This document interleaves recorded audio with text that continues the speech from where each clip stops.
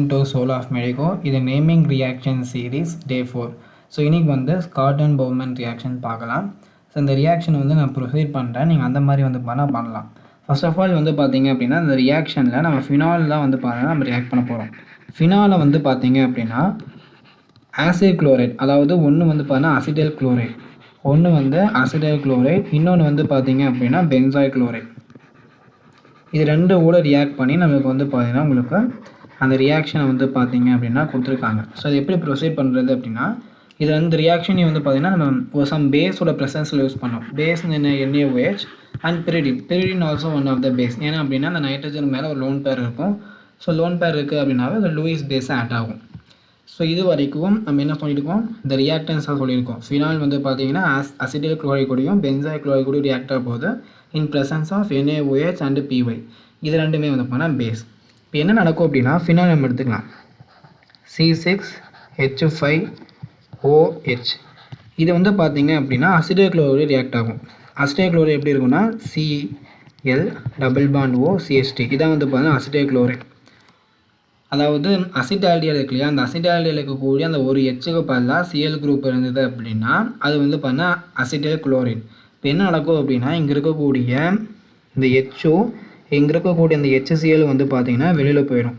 So மீதி இருக்க நீங்கள் எழுதுனீங்க அப்படின்னா C6H5C இங்கே டபுள் பாண்ட் O CH3 அப்படின்னு கிடைக்கும். மீதி வந்து பார்த்தீங்கன்னா HCl வெளியில் போயிடும். இந்த ரியாக்ஷன் வந்து NaOH ப்ரெசன்ஸ்லையும் பிரிடின் ப்ரெசன்ஸ்லையும் இருக்கும். நெக்ஸ்ட் வந்து பார்த்தீங்க அப்படின்னா இதே ஃபினாலை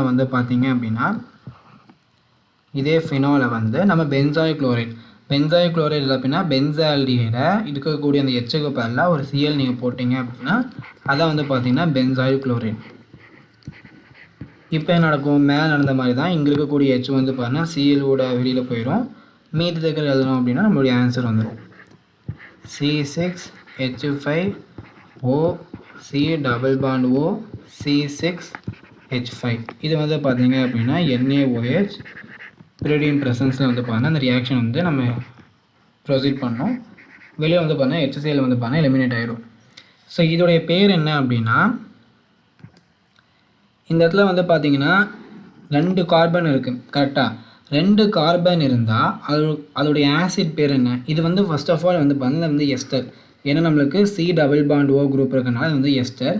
அப்போது ஃபர்ஸ்ட் ஆஃப் ஆல் இந்த ஆசிடாக இருக்கும்போது 2 கார்பன் இருக்கனால அந்த ஆசிடோட பேர் என்ன, எத்தனோயிக் ஆசிட்.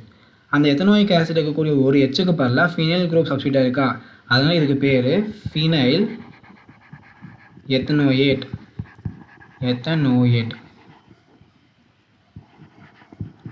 நெக்ஸ்ட்டு கீழே இருக்கக்கூடியது இதில் வந்து பார்த்தீங்கன்னா இங்கே H இருந்துன்னு வச்சுக்கோ, சப்போஸ் H இருந்துச்சுன்னா இது வந்து நம்ம பென்சோயிக் ஆசிட் சொல்லுவோம். அந்த Hக்கு பதிலாக வந்து C6H5 இருக்குது, அதனால் இதுக்கு பேர் வந்து பார்த்தீங்கன்னா ஃபினைல் பென்சோயேட்.